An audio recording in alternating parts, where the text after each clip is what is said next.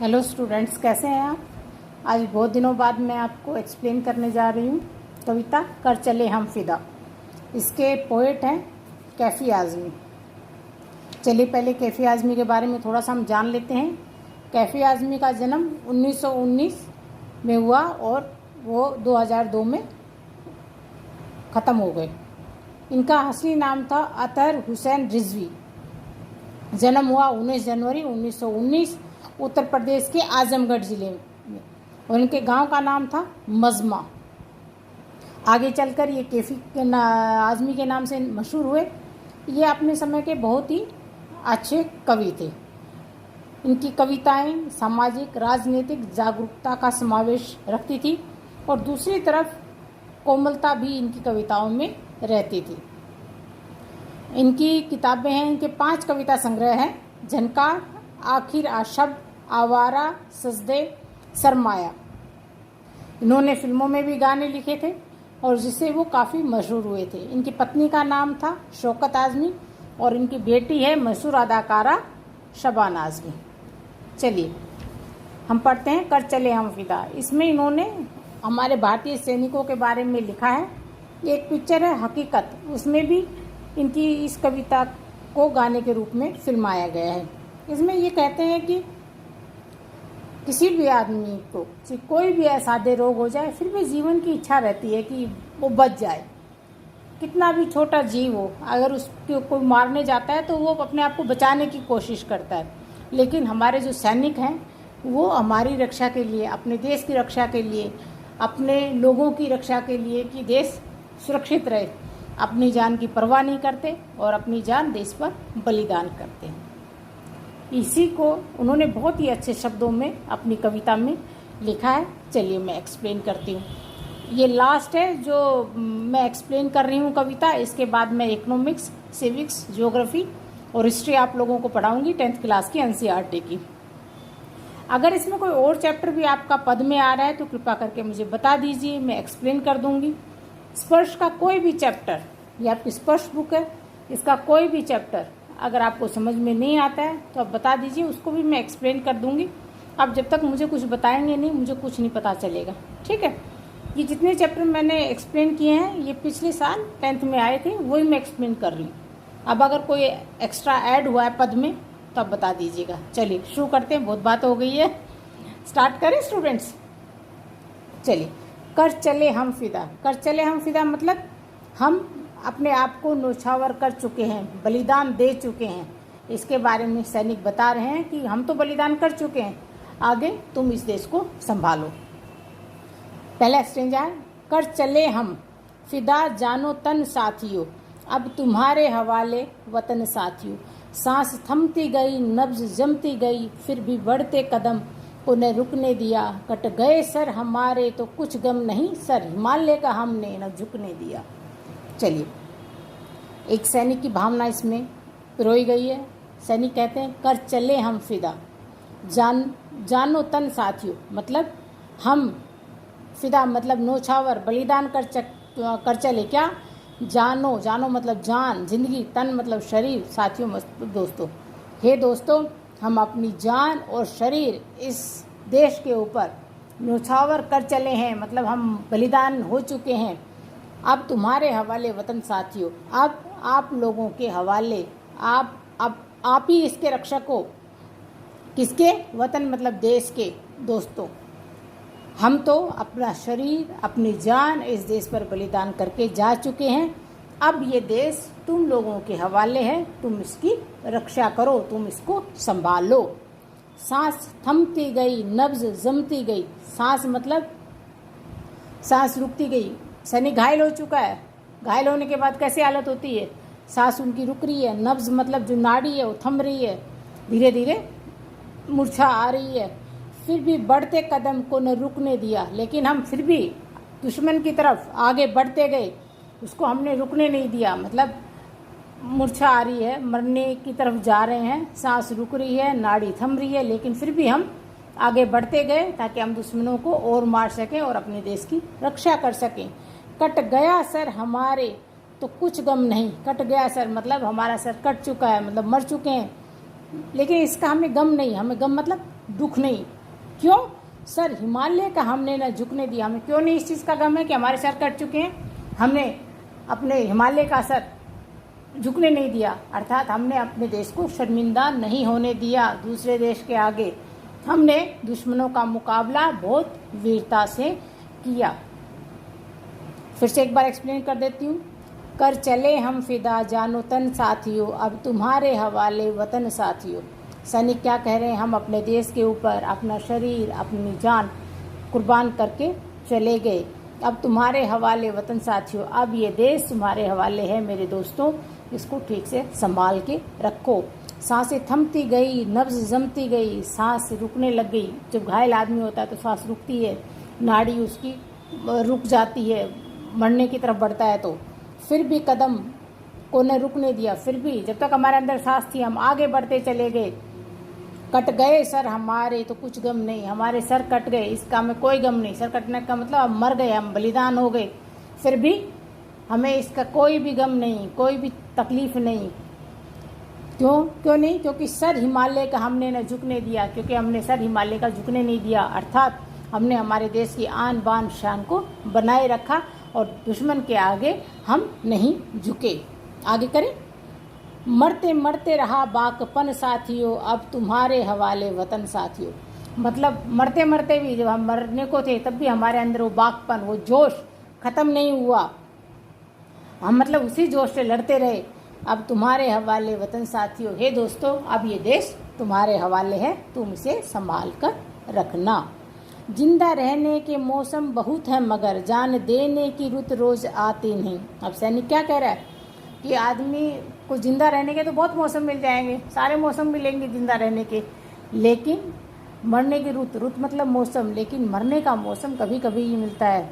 और बहुत ही भाग्यशाली लोग होते हैं जिनको ये देश के ऊपर मरने का, नौशावर होने का अवसर मिलता है। तो सैनिक क्या कहते हैं कि ये मौसम है जीने के तो बहुत मिल जाएंगे, लेकिन देश के ऊपर नौशावर होने का मौसम बहुत मुश्किल से मिलता है, इसलिए इसको गंवाना नहीं चाहिए।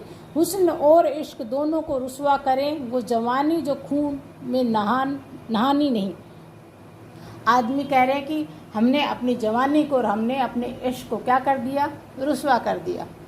ठीक है, हम बेवफा हो गए अपनी जवानी के लिए और अपने किसके लिए? प्यार के लिए, क्योंकि हमने अपनी जवानी को किस में निला दिया? खून में। अगर आप अपनी जवानी को खून में नहीं निलाओगे, अर्थात आप नहीं मरोगे देश के ऊपर, तो आप इश्क भी फरमाओगे और अपनी जवानी को भी ठीक से जियोगे। लेकिन एक सैनिक कह रहा है कि ना तो हम जवानी को ठीक से जिए, ना हमने अपनी मोहब्बत निभाई। हमने अपनी मोहब्बत किससे निभाई? देश से। और हमने अपनी जवानी को किस में निला दिया? खून में, अर्थात हम बलिदान हो गए अपने देश के ऊपर हंसते हंसते कि हमने इश्क को और जवानी को तो बेवफा कर दिया, लेकिन अपने देश के साथ हमने बेवफाई नहीं की, हम जवानी में ही बलिदान हो गए। आज धरती बनी है दुल्हन साथियों, अब तुम्हारे हवाले वतन साथियों। अब सैनिक क्या कह रहा है? अब धरती बनी है दुल्हन साथियों, अब तुम्हारे हवाले वतन साथियों। मतलब जब जीत के बाद जश्न मनाया जाता है, जैसे भारत और पाकिस्तान का युद्ध हुआ था तो जीत के बाद क्या होता है? जश्न मनाया जाता है। तो अब सैनिक बलिदान हो चुके हैं, तो वो कह रहे हैं कि आज धरती बनी है दुल्हन साथियों, कि जब जीत का सब जश्न मना रहे हैं और धरती कैसी हो गई? दुल्हन बन गई है। जब कोई दुल्हन बनती है तो बाहर बाजे बूजे बजते हैं। अब इसमें इसके दो अर्थ हैं। एक तो जीत के बारे में कहा गया है कि हम जीत गए हैं, उसका जश्न मनाया जा रहा है। दूसरा, जब सैनिक मरता है तो उसको तिरंगे में लिपटा के और उसके शव को बैंड बाजे के साथ, सलामी के साथ विदा किया जाता है, तो उसको भी वो एक जश्न के रूप में व्याख्या कर रहा है। अब तुम्हारे हवाले वतन साथियों, अब हम तो चल पड़े हैं अपनी जीवन यात्रा को समाप्त करके, और ये जो देश है ये तुम्हारे हवाले है, तुम्हारे भरोसे है, तुम इसको संभाल कर रखना। चलिए, राह कुर्बानियों की न वीराने हो, तुम सजाते ही रहना नए काफिले, फतेह का जश्न इस जश्न के बाद है, जिंदगी मौत से मिल रही गले। अब सैनिक क्या कह रहा है? राह कुर्बानियों की न वीरान हो, मतलब कुर्बानियों का जो ये हमने दौर शुरू किया है ये वीरान नहीं होना चाहिए, उजड़ना नहीं चाहिए। वीरान मतलब उजड़ना नहीं चाहिए। अर्थात अगर फिर कोई दुश्मन हमारे देश पे आक्रमण करे तो बलिदान के लिए हमें तैयार रहना चाहिए। इसमें सैनिक कह रहा है कि जो कुर्बानियों का जो रास्ता है वो कभी भी उजड़ना नहीं चाहिए, वीरान नहीं होना चाहिए, आगे भी कुर्बानियाँ होती रहनी चाहिए। तुम सजाते ही रहना नए काफिले। अब कह रहा है दोस्तों, तुम नए काफिले, नए रास्ते सजाते रहना, किसके? कुर्बानियों के। फतेह का जश्न इस जश्न के बाद है। फतेह मतलब आज़ादी, जो हमने ये मतलब जीता है, ये जीत है। फतेह मतलब जीत का ये जश्न तो मन ही रहा है, और एक जश्न इसके बाद होगा। कौन सा जश्न? जब वो रुखसत करेंगे, जब उनका जनाजा जाएगा, या जब उनकी अर्थी को कंधा देकर ले जाया जाएगा, तब भी जश्न मनाया जाता है। लोग उनको सलामी करते हैं, वीरों को बैंड बाजे के साथ, भारत माता की जयकारों के साथ उनको रुखसत किया जाता है। तो कह रहे हैं कि ये जो आज़ादी का जश्न है, जो हमारी जीत का जश्न है, इसके बाद एक और जश्न होगा, किसका? हमें ले जाने का। जिंदगी मौत से मिल रही है गले। जिंदगी मौत के गले मिल रही है, अर्थात हम ख़त्म हो चुके हैं। हम किससे मिल रहे हैं? अब मौत से मिल रहे हैं, मतलब हम बलिदान हो चुके हैं। तो बलिदान जब आदमी होता है तो क्या कहता है? ज़िंदगी ख़त्म हो गई, मौत के साथ उसका मिलन हो गया है। तो कह रहे हैं कि अब हम मौत को गले लगा रहे हैं, अर्थात हम अपना बलिदान इस देश को दे रहे हैं, देश के ऊपर नौशावर हो रहे हैं। ये एक सैनिक अपनी भावनाएं बता रहा है, बहुत अच्छे तरीके से कैफी आज़मी जी ने इनको बताया है, इसकी व्याख्या की है। आगे करें। बांध लो अपने सर से कफन साथियों, अब तुम्हारे हवाले वतन साथियों। बांध लो कफन, अब क्या? सर मतलब सिर, कफन मतलब मौत के लिए हमेशा तैयार रहना। अब फिर क्या कह रहे हैं कि हे दोस्तों, अब अपने सर पे तुम कफन बांध लो। कफन बांधना मतलब मरने के लिए तैयार रहो, क्योंकि हम तो चले गए, अब ये देश किसके हवाले है? तुम लोगों के ही हवाले है। अब इसका लास्ट स्टेंजा करते हैं। खींच दो अपने खून से जमीन पर लकीर। ठीक, खींच दो अपने खून, खून मतलब खून, जमीन मतलब जमीन, लकीर मतलब रेखा। अपने खून से इस धरती पर एक रेखा खींच दो, जैसे लक्ष्मण जी ने सीता माता के आगे रेखा खींची थी कि माता आप इससे बाहर मत जाना। मतलब लक्ष्मण रेखा का मतलब होता है कि उसको कोई पार ना कर सके।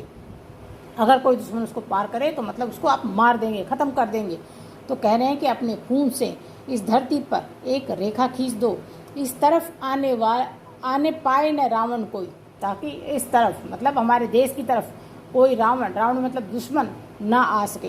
रावण को किससे लिया गया? दुश्मन से, कि हमारे देश की तरफ कोई दुश्मन आ ना सके, कोई दुश्मन आँख उठा कर ना देख सके। तोड़ दो हाथ अगर हाथ उठने लगे, अगर दुश्मन के हाथ हमारे देश के ऊपर उठते हैं तो उसके हाथ तोड़ दो, अर्थात उसे ख़त्म कर दो। छू न पाए सीता का दामन कोई, और सीता मतलब हमारी भारतीय स्त्रियों से लिया गया है कि हमारी भारतीय स्त्रियों का दामन, आंचल कोई भी दुश्मन छू भी ना सके। अगर उनका हाथ उठता है तो उनके हाथ काट दो, उनको ख़त्म कर दो। राम में भी तुम ही लक्ष्मण साथियों। अब क्या कह रहे हैं कि हे साथियों, हे दोस्तों, अब तुम ही राम हो, तुम ही लक्ष्मण हो, मतलब तुम ही स्त्रियों की रक्षा करोगे और तुम ही उनके लिए एक लक्ष्मण रेखा खींचोगे। तो तुम ही राम हो जिसने रावण का वध किया था, और लक्ष्मण रेखा जिसने खींची थी लक्ष्मण जी, वो भी तुम ही हो। अब तुम्हारे हवाले वतन साथियों, हे दोस्तों, अब ये देश तुम्हारे हवाले है, तुम्हारे भरोसे, तुम इसकी अच्छे से रक्षा करना, क्योंकि हम तो इस शरीर को छोड़कर जा रहे हैं। फिर से एक बार एक्सप्लेन कर देती हूँ। खींच दो अपने खून से जमीन पर लकीर। अपने खून से, खून मतलब खून, जमीन मतलब जमीन पर, लकीर मतलब रेखा। अपने खून से इस जमीन पर एक रेखा खींच दो, इस तरफ आने पाए न रावण कोई, ताकि कोई दुश्मन हमारे देश की तरफ आ ना सके। तोड़ दो हाथ अगर हाथ उठने लगे, अगर किसी का हाथ उठता है, किसको? छू न पाए सीता का दामन कोई भी अगर सीता का, कोई भी भारतीय स्त्री का कोई दामन आंचल छूता है तो उसके हाथ तोड़ दो, उसको ख़त्म कर दो, ताकि कोई भी हमारी भारतीय स्त्री का असमत इज्जत को लूट ना सके। अब क्या कह रहे हैं कि हे दोस्तों, तुम ही तो राम हो और तुम ही लक्ष्मण हो। जैसे राम ने रावण का वध किया था तो तुम ही रावण का वध करोगे, दुश्मनों का वध करोगे, और तुम ही लक्ष्मण हो। जैसे लक्ष्मण ने लक्ष्मण रेखा खींची थी तो तुम ही लक्ष्मण हो, तुम ही एक लक्ष्मण रेखा खींचोगे जिससे कोई दुश्मन इसको पार ना कर सके, हमारे देश में आ ना सके।